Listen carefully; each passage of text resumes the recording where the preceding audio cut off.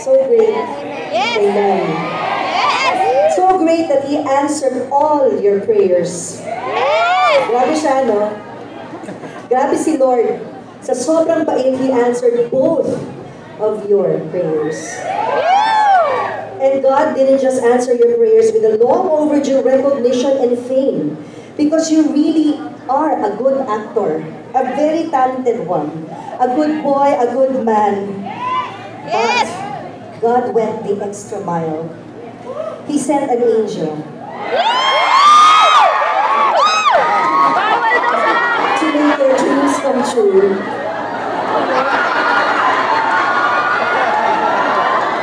Ayun na, may pakpak. He sent Maine. Kaya naramdam na ramdam namin lahat nung kinanta mo yung God Gave Me You sa Philippine Arena. While looking at Maine in the eyes, as if piercing her soul and melting her heart. And you cried when you uttered the lines and the lyrics, God gave me you. As if thanking Maine for coming into your life and thanking God above all. Maine, para kang pare, no? Do you believe, too, that God gave you Alden? Yes,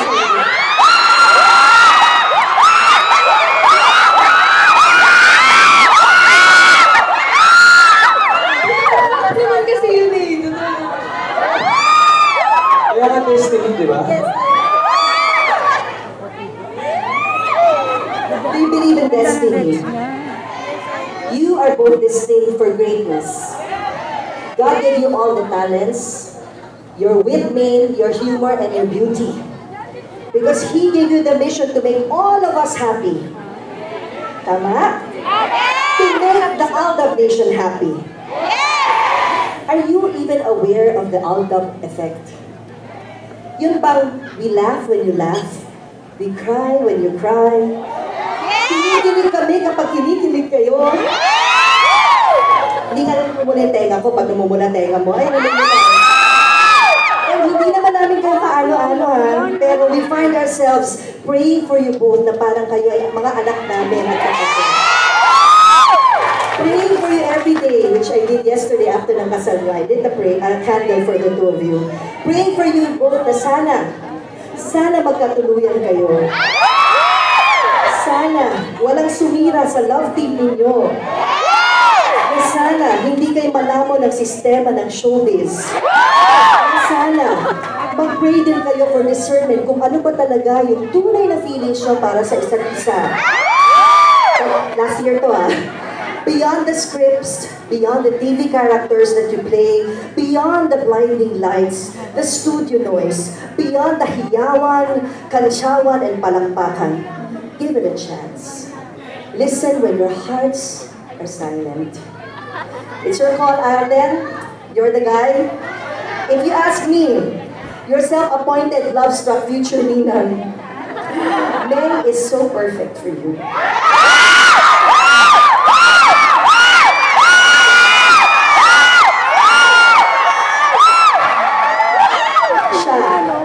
Ang swerteng dumating sa buhay mo sa tamang panahon. Siya, ang blessing sa buhay mo. There is a reason why God gave you to each other. At first, to make all of us, your fans, the Aldab nation, very, very happy. And the Aldab nation thanks the two of you for making us all so happy. Thank you. Hindi nyo lang alam kung gaano kayo nakakatanggal ng stress sa buhay namin. Hindi nyo lang alam how much you greatly affect us with your every move, every love slash, every cheesy word you say to each other. We will all be sad if hindi kayo ang magkatuluyan. So are you two praying for an answer? Or have you found the answer? No pressure. Sabi ko dito, bata pa kayo. Enjoy nyo muna kung anong meron kayo. Kulitan pa more, laglagan pa more. Enjoy being friends muna if you feel it's best for now. And let it grow and flow naturally. Parang kami ni Julius. Started out as friends, tuksuhan, muntik pang hindi magkatuluyan. Because I was afraid. I told him before, Julius, what if nag-BFGF tayo, tapos nag-break tayo at mag-away? How will we face each other on television and still work together? Paano ang karir ko? Paano ng love team? Alam mo kung ano sabi sa akin ni Julius? Na nagbago sa stand ko because I was so afraid to give it a chance. He looked at me in the eye and told me, what if we don't give this a chance? We will end up growing old with that question forever haunting us. What if? And so I end my Ninang novela with this.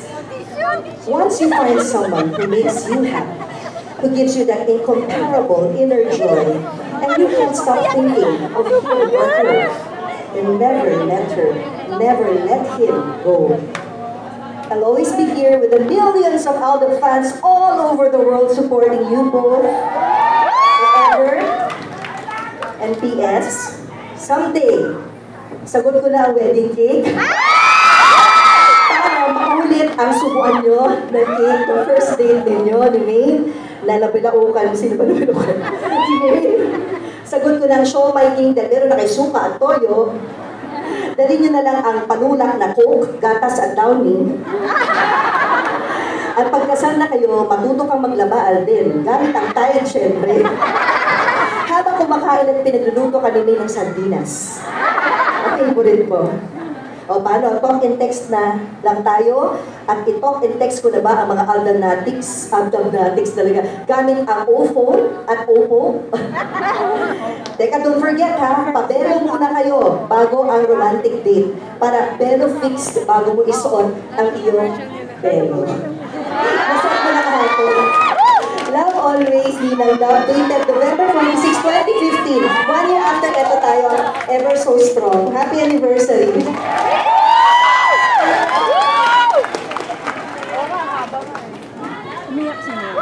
Pakasalan mo na!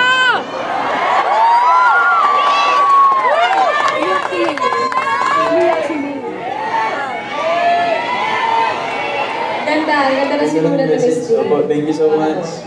Thinking 1 year pa lang yan. Pero on behalf of everyone who's here, hanggat gusto niya pa po kami ni Maine, nandito kami. Hindi kami mawawala. Thank you so much po. Maraming salamat po. Thank you. Ikaw, mag-thank you ka ba? Go!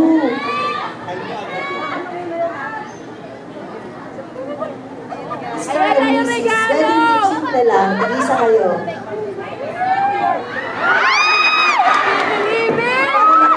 Babies! Someday. Picture naman, oh.